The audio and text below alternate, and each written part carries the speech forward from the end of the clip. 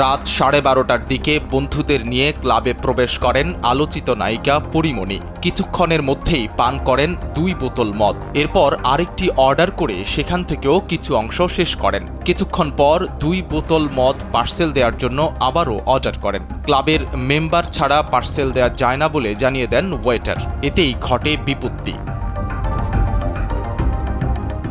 ওয়েটারের মুখে না শব্দটি শুনে ক্ষেপে যান পরীমণি। জোর করে মদ পার্সেল নেয়ার চেষ্টা করেন, শুরু করেন হট্টগোল, ভাঙচুর করেন গ্লাস, অ্যাশট্রে ও বোতল। তার এক বন্ধু ক্লাবের নিয়ম বোঝানোর চেষ্টা করলে তাকে থাপ্পড় মারেন। শান্ত করার চেষ্টা করলে বোতল ছুঁড়ে মারেন ক্লাবের সভাপতির দিকে। যমুনায় চলছে ডাবল খুশি অফার। এই ঈদে যমুনার পণ্য কিনলেন তো জিতলেন। এভাবে তাণ্ডব চালানোর পর মদের বিল ৮৭,০০০ টাকা না দিয়েই ক্লাব থেকে বেরিয়ে যান পরীমণি। নায়িকা পরীমণির বিরুদ্ধে ঢাকা বোট ক্লাবের সভাপতি ব্যবসায়ী নাসিরউদ্দিন মাহমুদের করা হত্যাচেষ্টা মামলার তদন্ত প্রতিবেদন দাখিল করেছে police bureau of investigation PBI. সেই প্রতিবেদন থেকেই এসব তথ্য জানা গেছে। ঢাকা বোট ক্লাবে পরীমণি এমন তাণ্ডব চালান ২০২১ সালের ৮ জুন রাতে। সেই সময় ঘটনাটি তুমুল আলোচনার জন্ম দিয়েছিল।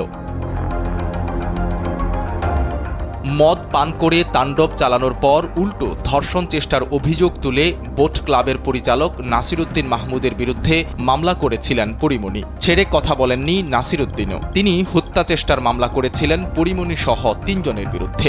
পিবিআইয়ের তদন্তের মধ্য দিয়ে এতদিন পর বেরিয়ে আসলো সেই রাতের ঘটনার আদ্যোপান্ত।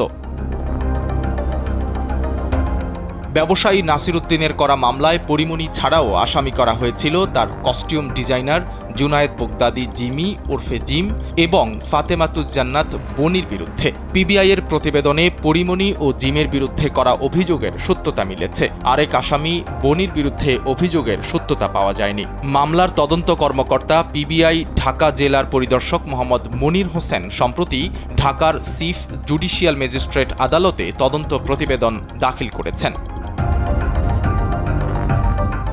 মামলায় নাসিরউদ্দিন উল্লেখ করেন, পরীমণি ও তার সহযোগীরা অ্যালকোহল সেবনে অভ্যস্ত।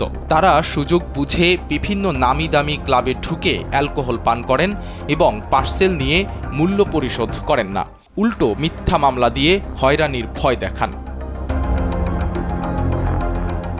সাইদ রহমান, কালবেলা।